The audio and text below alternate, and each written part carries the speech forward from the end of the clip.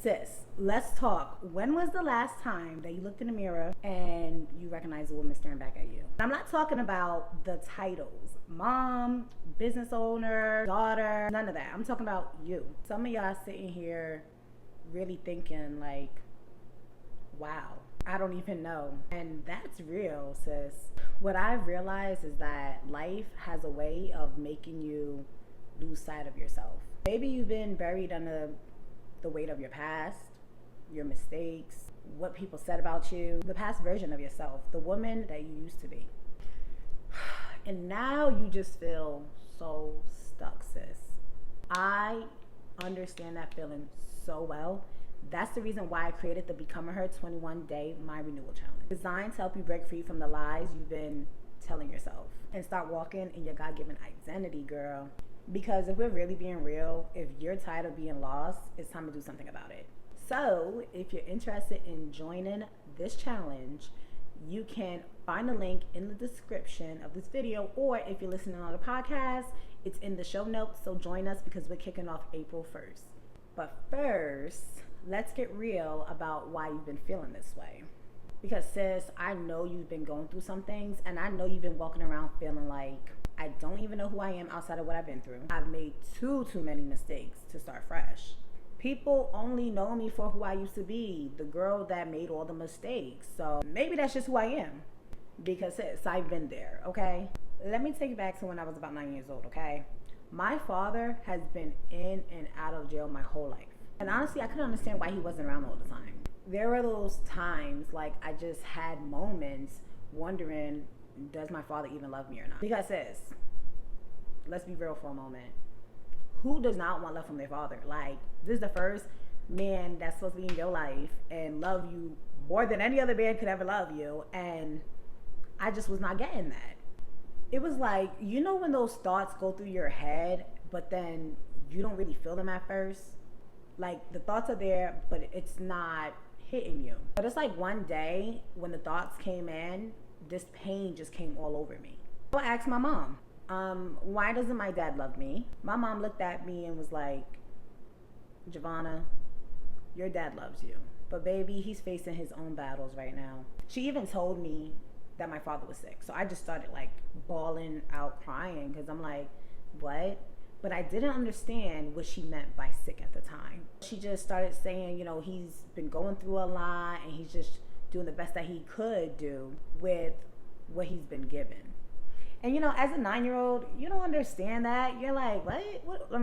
Mom, what are you talking about, right? So that's what she said to me, and it wasn't until later when it actually stuck and I actually like understood what she meant by that.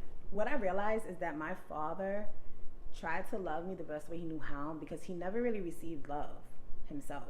He was a man that was hurt, abandoned, and shown love in a way that didn't equip him to love others well. And when he was around, he was given the best that he could with what he had learned. Now, I'm sharing this with you because I know many of you have faced similar questions in your own life, whether it's from a parent, a relationship, or even how you were treated by the world. For years, I carried these feelings of rejection, thinking in my mind, like, if my father couldn't show up for me, then there must be something wrong with me. But as I got older and I spent more time with the Lord, I've grown to realize that it had nothing to do with me. It had everything to do with the capacity in which my father was able to love. That had nothing to do with who I was as a woman and my self-worth. And just knowing that he didn't receive the love that he should have expected as a child himself, it made me realize that the way he treated me when he was around was coming from a place of unhealed pain. It just wasn't something that he intentionally did to cause me to feel rejected, but him just showing up at his capacity, right? Coming from a place of operating in unhealed pain and the wounds that he was facing. As hard as it was to face that reality, that was the turning point for me. It was what I needed to heal. It actually shifted my perspective. I began to see my father through the eyes of grace. And that's where the forgiveness began. I understand that his actions were never about my worth, but a reflection of what he had gone through. This understanding allowed me to release my anger and the pain that I had been holding on to for so long. And here's the good thing. I didn't realize at that moment that that understanding was going to shape my whole identity and the woman that I was becoming. It taught me to understand that my identity, my value, and my worth was not attached to somebody else's perspective of me.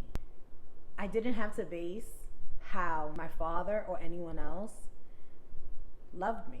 One day as I was praying and just reflecting, the Lord said to me, I am your father. He said, you may not have had your earthly father fully present, but you have me. I'm the father who will never, ever, ever leave you. That was when the real healing began, sis. I realized that my true identity was found in Christ, not in love or lack of love or any earthly person. So sis, I need you to hear me on this. You are not your past, okay sis? The way someone treated you does not define you. You may have been abandoned, rejected, overlooked, but that doesn't make you any less than the woman that God created you to be. In my lowest moments, I felt worthless. I had to come to the truth that God never left me. See, he never looked at me and said, you're not enough. He has always seen me as fearfully and wonderfully made. And that truth is what you need to hold on to. If you're stuck in the past and you're carrying the weight of past hurts, I want to remind you of something.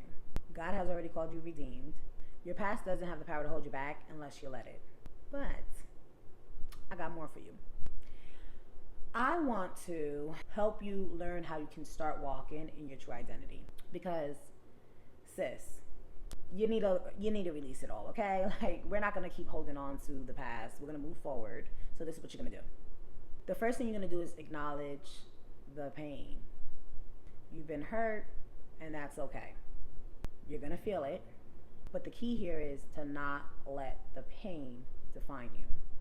The next thing you're going to do is rebuild your foundation. Your identity is found in Christ, not in the people that hurt you.